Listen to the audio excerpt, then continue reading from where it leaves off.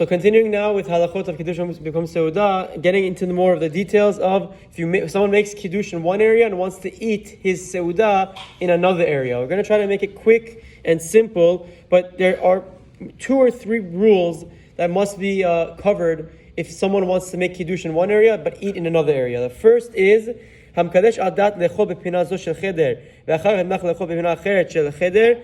If I had in mind, I made Kiddush, having in mind I'm going to eat in this side of the room, but I end up eating in that side of the room. And think of, let's say, a big ballroom. It's in one of these programs. There's huge, 1,000 people sitting there. You thought you were going to have food at that table, you end up having food at that table.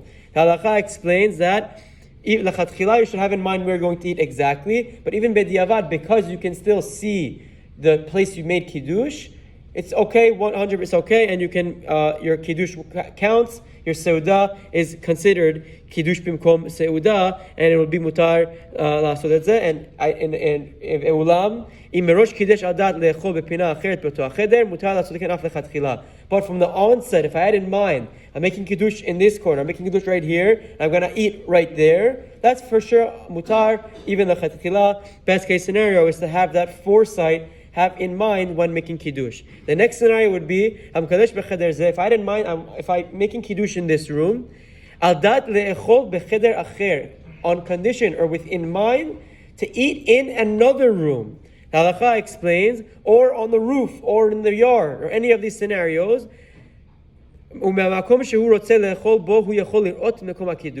If you're able to see the place where I want to eat, so let's say you're making a Kiddush downstairs next to the stairs, and you're having in mind to eat in one of those, like where we have our breakfast ourselves. I can see where that room. Then, even though it's separate rooms, it would still be allowed according to L'chatchila, according to Rav Ovadia, because he has in mind he's going there and he can see it while making Kiddush. However, if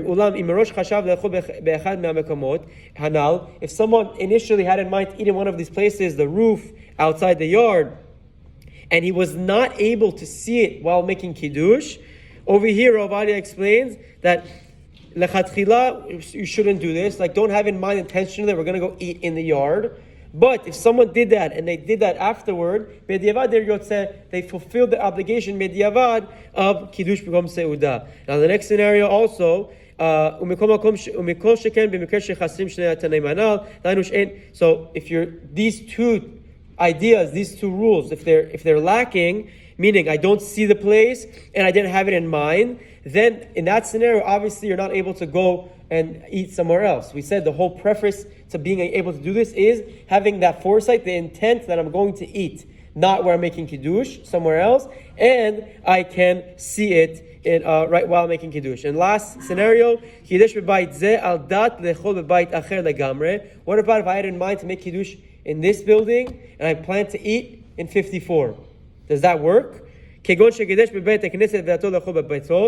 made Kiddush in shul, he's an example, he wants to eat at home. The Rav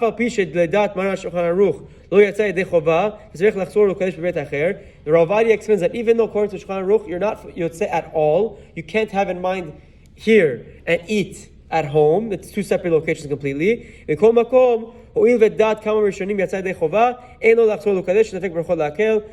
Because some Rishonim say you fulfill your obligation, Rav Ovadia argues that you should not go back and make Kiddush again because of Safek Brachot La'akel, and this only applies to Kiddush of the night because you're making extra bracha on Kiddush Shabbat, but Kiddush of the day, that's just B'Priya Gefen, there's no problem whatsoever. You can make a bracha again at home. And again, this isn't so simple. The Shulchan Aruch says don't do it. So Friday night, you should try not to have that in mind. Say Kiddush in shul and eat somewhere else because there's separate issues of Kiddush Bimkom Seuda. Have a wonderful day.